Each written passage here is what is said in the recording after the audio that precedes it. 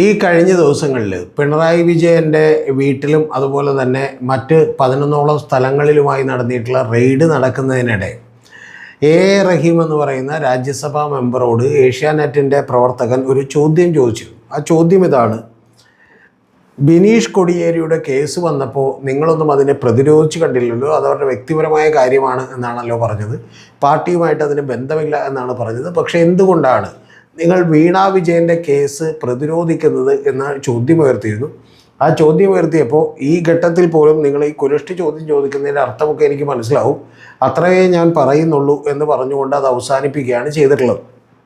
അപ്പോൾ ഈ രണ്ട് കേസുകളും തമ്മിലുള്ള വ്യത്യാസം എന്താണ് എന്നുള്ളതാണ് നമ്മുടെ വീഡിയോ ഇന്ന് ചർച്ച ചെയ്യാൻ പോകുന്നത്.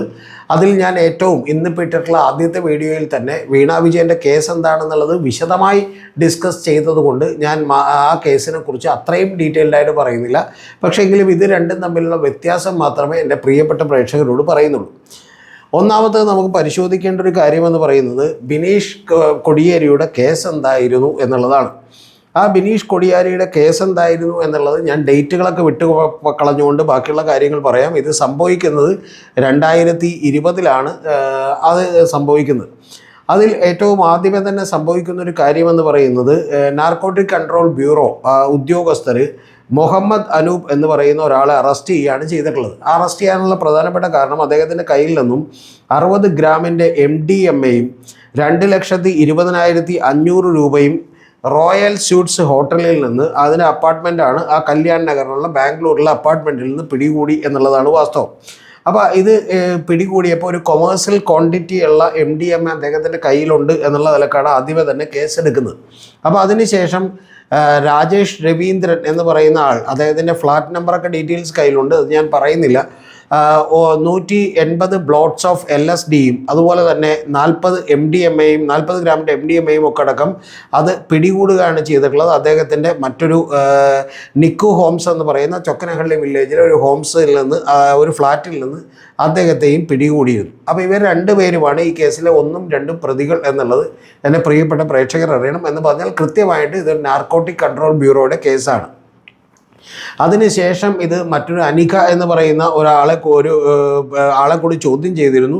അവർ ബാംഗ്ലൂരിൽ തന്നെ താമസിക്കുന്നതാണ്. ആ താമസിക്കുന്ന ആളെ കൂടി ചോദ്യം ചെയ്തിരുന്നു. അത് NDPS ആക്ട് പ്രകാരമാണ് ചോദ്യം ചെയ്തിട്ടുള്ളത്. അപ്പോൾ ആ ചോദ്യം ചെയ്തിട്ടുള്ളത് അവർക്ക് കൂടി ചില ബന്ധങ്ങളുണ്ട് എന്നുള്ളത് കണ്ടെത്തിയതിൻ്റെ അടിസ്ഥാനത്തിലാണ്. അപ്പോൾ ഇങ്ങനെ ചോദ്യം ചെയ്തതിന് ശേഷം യഥാർത്ഥത്തിൽ ഈ മുഹമ്മദ് അനൂപ് പറഞ്ഞിട്ടുള്ളത് എൻ്റെ ബോസ് എന്ന് പറയുന്നത് ബിനീഷ് കൊടിയേരിയാണ് എന്നാണ് പറഞ്ഞിട്ടുള്ളത്. അദ്ദേഹം കൊടുത്ത മൊഴിയിലുള്ളത് എന്നാണ് പറയപ്പെടുന്നത്. നമുക്കറിയില്ല കൃത്യമായിട്ട്, അങ്ങനെയാണ് മാധ്യമങ്ങളൊക്കെ തന്നെ റിപ്പോർട്ട് ചെയ്തിട്ടുള്ളത്. അതിൻ്റെ അടിസ്ഥാനത്തിൽ ഇദ്ദേഹത്തിൻ്റെ വീട് തിരുവനന്തപുരത്താണ് എന്ന് കണ്ടെത്തുകയും 4/11/2020 ഇദ്ദേഹത്തിൻ്റെ വീട് സെർച്ച് ചെയ്യുകയും അതുപോലെ തന്നെ ഒരു ആപ്പിൾ ഫോൺ കണ്ടെടുക്കുകയും ഇൻഡസ്ഇൻഡ് ബാങ്കിൻ്റെയൊക്കെ ഡെബിറ്റ് കാർഡ് അടക്കം കണ്ടെടുക്കുകയും ചെയ്തു. ഈ ഡെബിറ്റ് കാർഡും ആപ്പിൾ ഫോണും ഒക്കെ കണ്ടെടുത്തതിൻ്റെ പ്രാധാന്യം എന്താണെന്ന് വെച്ചിട്ടുണ്ടെങ്കിൽ ഇദ്ദേഹം ഈ കേസിൽ നേരിട്ടോ അദ്ദേഹത്തിൻ്റെ കയ്യിൽ നിന്ന് മയക്കുമരുന്നോ ഒന്നും പിടികൂടിയിട്ടില്ല എന്നുള്ളത് വാസ്തവമാണ്. പക്ഷേ മുഹമ്മദ് അനൂപ് പറഞ്ഞിട്ടുള്ളൊരു കാര്യം, ഈ മയക്കുമരുന്ന് ബിസിനസ്സിന് വേണ്ടി, ഇദ്ദേഹം ഒരു ഡീലറാണെന്നും ആ ബിസിനസ്സിന് വേണ്ടി പണം ഇറക്കിക്കൊണ്ടിരുന്നത് ബിനീഷ് കൊടിയേരിയാണ് എന്ന് പറയുന്ന ഒരു പ്രസ്താവനയാണ് കൊടുത്തിട്ടുള്ളത്. അപ്പോൾ ബിനീഷ് കൊടിയേരി അങ്ങനെ പണം ഇറക്കി ബിസിനസ് ചെയ്യുന്ന ഒരാളാണെങ്കിൽ എന്ന് വിചാരിച്ചിട്ടാണ് അദ്ദേഹം കൂടി ഈ എൻഫോഴ്സ്മെൻറ്റ് ഡയറക്ടറേറ്റിൻ്റെ, അതായത് ഇല്ലിസിറ്റ് ആയിട്ടുള്ള പണി ട്രാൻസ്ഫറിങ്ങിൻ്റെ ഒക്കെ അടിസ്ഥാനത്തിൽ PML ആക്ട് പ്രകാരം നാർക്കോട്ടിക് കേസിൽ അദ്ദേഹത്തെ ബന്ധപ്പെടുത്താൻ കഴിഞ്ഞില്ല. പക്ഷേ നിങ്ങൾ അറിയേണ്ടത് ഈ കേസിൽ അദ്ദേഹം അറസ്റ്റിലാവുന്നു. എൻഫോഴ്സ്മെൻറ്റ് ഡയറക്ടറേറ്റ് അദ്ദേഹത്തെ അറസ്റ്റ് ചെയ്യുന്നു. അറസ്റ്റ് ചെയ്യുന്നത് ഒക്ടോബർ 29, 2020 മറ്റൊരു ഒക്ടോബർ 2021 ഏതാണ്ട് ഒരു കൊല്ലത്തോളം ജയിലിൽ കഴിഞ്ഞതിന് ശേഷമാണ് ബിനീഷ് കൊടിയേരിക്ക് ജയിൽ മോചിതനാകാൻ വേണ്ടി സാധിച്ചത്. യഥാർത്ഥത്തിൽ അങ്ങനെ അദ്ദേഹം ജാമ്യം കിട്ടി പുറത്തിറങ്ങിയിട്ട് പോലും വീണ്ടും എൻഫോഴ്സ്മെൻറ്റ് ഡയറക്ടറേറ്റ് അദ്ദേഹത്തിൻ്റെ ജാമ്യം റദ്ദാക്കണമെന്ന് ആവശ്യപ്പെട്ട് കോടതിയിൽ പോയിരുന്നു. പക്ഷേ അദ്ദേഹത്തെ ജാമ്യം റദ്ദാക്കേണ്ട ആവശ്യമില്ല എന്നുള്ളത് കൂടി കോടതി വിധിച്ചിരുന്നു എന്നുള്ളത് വാസ്തവമായിട്ടുള്ളൊരു കാര്യമാണ്. അപ്പോൾ ഇത്തരത്തിലുള്ളൊരു കേസാണ് ബിനീഷ് കൊടിയേരിയുടെ എങ്കിൽ നമുക്കറിയാം വീണ തായ്ക്കണ്ടിയിൽക്കെതിരെയുള്ള കേസ് അത്തരത്തിൽ നമുക്ക് ഒരു വ്യക്തിപരമായ കേസാക്കി മാത്രം കാണാൻ കഴിയുന്ന ഒരു കാര്യമല്ല. അതിൻ്റെ പ്രധാനപ്പെട്ട കാര്യമെന്ന് പറഞ്ഞാൽ ഇത് പിണറായി വിജയൻ എന്ന് പറയുന്ന കേരളത്തിലെ മുഖ്യമന്ത്രിയെ സ്വാധീനിക്കുന്നതിന് വേണ്ടി അദ്ദേഹത്തിൻ്റെ മകൾക്ക് പണം കൊടുത്തു എന്ന് പറയുന്നൊരു കേസ് കൂടിയാണ്. മറ്റതിൽ അങ്ങനെ ഉണ്ടായില്ല. അതായത് കോടിയേരി ബാലകൃഷ്ണനെ സ്വാധീനിക്കാനോ അല്ലെങ്കിൽ കോടിയേരി ബാലകൃഷ്ണൻ പറഞ്ഞതുകൊണ്ടാണ് ഈ ബിസിനസ്സിലേക്ക് പണമിറക്കിയത് എന്നുള്ള അദ്ദേഹത്തിൻ്റെ പേര് എവിടെയും പരാമർശിക്കപ്പെട്ടിരുന്നില്ല എന്നുള്ളത് കറക്റ്റാണ്. പക്ഷേ ഇതങ്ങനെയല്ല. ഇത് ഇൻ്ററീം സെറ്റിൽമെൻറ്റ് ബോർഡിൻ്റെ, അതായത് ഇൻകം ടാക്സിൻ്റെ ഒരു അർദ്ധ ജുഡീഷ്യൽ ബോഡിയായിട്ടുള്ള ഇൻ്ററീം സെറ്റിൽമെൻറ്റ് ബോർഡിൻ്റെ റിപ്പോർട്ടിൽ കൃത്യമായി പറഞ്ഞിട്ടുള്ളത് തായ്ക്കണ്ടിയിൽ വീണ വിജയൻ എന്ന് പറയുന്ന ആൾ യഥാർത്ഥത്തിൽ ഈ പിണറായി വിജയൻ്റെ മകളാണ് എന്നും ആ പിണറായി വിജയൻ മുഖ്യമന്ത്രിയുടെ മകൾ എന്നുള്ള നിലക്ക് ഈ വ്യവസായിയുടെ പക്കൽ നിന്ന് അനധികൃതമായി പണം ഒരു സർവീസുകളൊന്നും കൊടുക്കാതെ വ്യാജമായൊരു കോൺട്രാക്റ്റ് നിർമ്മിച്ചുകൊണ്ട് പണം കൈപ്പറ്റുകയായിരുന്നു എന്നുള്ള പരാതിയാണുള്ളത്. അപ്പോൾ അത് രണ്ടും തമ്മിൽ വലിയ വ്യത്യാസമുണ്ട്. യഥാർത്ഥത്തിൽ അവർ ഉന്നം വെക്കുന്നത് പിണറായി വിജയൻ്റെ മകളായ എന്ന് പറയുന്ന ഒരു കപ്പാസിറ്റിയിൽ മാത്രമാണ്. പക്ഷെ മറ്റത് അങ്ങനെയല്ല. മറ്റേത് ബിനീഷ് കോടിയേരി ഒരു വ്യക്തിയാണ് എന്നുള്ളൊരു കപ്പാസിറ്റിയിലാണ് ആ കേസെടുത്തിട്ടുള്ളത്. അല്ലാതെ അതിൽ കോടിയേരി ബാലകൃഷ്ണൻ്റെ മകൻ ആണ് എന്ന് പറയുന്ന ഒരു പരാമർശം ഉണ്ടായിട്ടില്ല എന്നുള്ളത് മാത്രമല്ല, അതുണ്ടാവേണ്ട ആവശ്യവുമില്ല. അതുകൊണ്ട് തന്നെ പാർട്ടി അതിനെ ന്യായീകരിക്കേണ്ട കാര്യവുമില്ല. പക്ഷേ ഇവിടെ അങ്ങനെയല്ല. ഇവിടെ ഇത് യഥാർത്ഥത്തിൽ പിണറായി വിജയനെ സ്വാധീനിക്കുന്നതിന് വേണ്ടിയാണ് ഈ പണം കൊടുത്തത് എന്നുള്ളത് ഇംപ്ലിസിറ്റായി വളരെ കൃത്യമായി അതിനകത്ത് പറഞ്ഞിരിക്കുന്നു എന്നുള്ളതാണ് ഒന്നാമത്തെ കാര്യം. ഇനി അടുത്ത ഏറ്റവും പ്രധാനപ്പെട്ട കാര്യം, ഇതൊക്കെ അതിൻ്റെ ടെക്നിക്കലായിട്ടുള്ള വശമാണ്. അതിനേക്കാൾ പ്രധാനപ്പെട്ട കാര്യമെന്ന് പറയുന്നത് ഈ കോടിയേരി ബാലകൃഷ്ണൻ്റെ മകനായിട്ടുള്ള ബിനീഷ് കോടിയേരിക്കെതിരെ ഒരു കേസെടുത്തുകൊണ്ട് CPM-നെയോ അല്ലെങ്കിൽ രാഷ്ട്രീയമായിട്ട് ഏതെങ്കിലും തരത്തിലുള്ള നേട്ടമുണ്ടാക്കാമെന്നോ എന്നും ബാംഗ്ലൂരിലെ നാർക്കോട്ടിക് കൺട്രോൾ ബ്യൂറോയോ അല്ലെങ്കിൽ അതിൻ്റെ ഉദ്യോഗസ്ഥന്മാരോ അല്ലെങ്കിൽ എൻഫോഴ്സ്മെൻറ്റ് ഡയറക്ടറേറ്റോ ഒന്നും വന്ന് വിചാരിച്ചിരുന്നില്ല.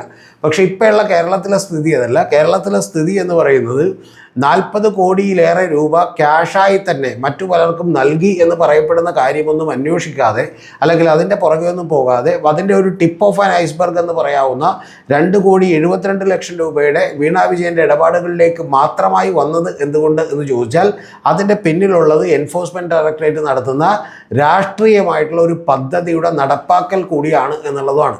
അതുകൊണ്ട് തന്നെ രാഷ്ട്രീയമായിട്ടുള്ള പദ്ധതിയുടെ നടപ്പാക്കൽ കൂടിയാണ് എൻഫോഴ്സ്മെൻറ്റ് ഡയറക്ടറേറ്റ് കേരളത്തിൽ മാത്രമല്ല മറ്റു പല സ്റ്റേറ്റുകളിലും നടത്തിയിട്ടുള്ളത്. അതിൻ്റെ തുടർച്ചയാണ് ഇവിടെയും കാണുന്നത്. ഇവിടെ കേരളത്തിൽ CPM-ൻ്റെ കയ്യിലുള്ള ഒരു ഹിന്ദു OBC വിഭാഗക്കാരുടെ വോട്ടുകൾ മഹാഭൂരിപക്ഷം കിട്ടുന്നത് ഇപ്പോഴും CPM-നാണ്.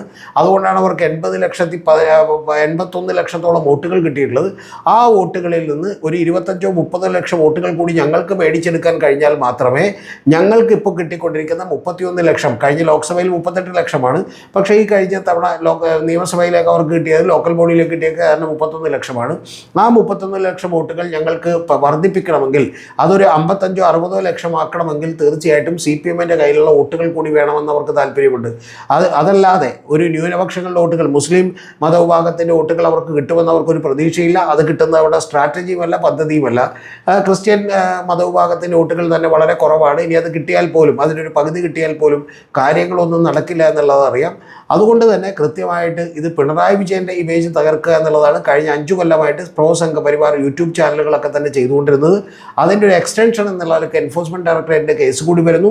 ആ കേസ് കൂടി വരുമ്പോൾ ഇത്തരത്തിൽ രാഷ്ട്രീയമായി കൂടി ഒരു നേട്ടമുണ്ടാക്കാനുള്ള പദ്ധതിയാണ് ഇതെന്നുള്ളതാണ് ഏറ്റവും പ്രധാനപ്പെട്ട കാര്യം. അതുകൊണ്ട് ഇതിനെ രാഷ്ട്രീയമായി തന്നെ ചെറുക്കേണ്ട ബാധ്യത തീർച്ചയായിട്ടും CPM-നുണ്ട്. അത് ഇടതുപക്ഷക്കാർക്ക് മൊത്തമുണ്ട് എന്നാണ് ഞാൻ വിചാരിക്കുന്നത്. കാരണം ഇത് CPM-നെ മാത്രമല്ല ഉന്നം വെക്കുന്നത്, CPM-നെയും CPI-നെയും അതുപോലെ ഇടതുപക്ഷത്ത് നിൽക്കുന്ന മറ്റെല്ലാ സംഘടനകളെയും തന്നെ ഉന്നം വെച്ചുകൊണ്ടുള്ള ഒരു പദ്ധതിയാണിത്. കാരണം അങ്ങനെ സംഭവിച്ചാൽ UDF-നോട് ചേരാൻ കഴിയാത്ത ബാക്കി എല്ലാ പാർട്ടികളെയും തകർത്തുകൊണ്ടായിരിക്കും വെസ്റ്റ് ബംഗാളിലും മറ്റു പല സ്ഥലങ്ങളിലൊക്കെ സംഭവിച്ചതുപോലെ തന്നെ വലിയ നേട്ടം BJP ഉണ്ടാക്കുക. അപ്പോൾ അത്തരത്തിലുള്ളൊരു നേട്ടം ഉണ്ടാക്കാൻ BJPക്ക് കഴിയണം എന്നുണ്ടെങ്കിൽ ഇവിടെ CPM-നെ അറ്റാക്ക് ചെയ്യണം. അറ്റാക്ക് ചെയ്യുന്നതിൻ്റെ ഒരു രാഷ്ട്രീയ പദ്ധതി കൂടിയായിട്ടാണ് എൻഫോഴ്സ്മെൻറ്റ് ഡയറക്ടറേറ്റിൻ്റെ റെയ്ഡ് നടക്കുന്നത്. അതുകൊണ്ട് തന്നെ ഇത് വീണ തായ്ക്കണ്ടിയിലും അതുപോലെ പിണറായി വിജയൻ്റെ വീടുമൊക്കെ റെയ്ഡ് ചെയ്യുന്നതുമായി ബന്ധപ്പെട്ട് കാണുന്നത് പോലെ ഒരു കാരണവശാലും ബിനീഷ് കോടിയേരിയുടെ കേസ് കൂടി കാണാനാവില്ല എന്നുള്ളത് വാസ്തവമാണ്.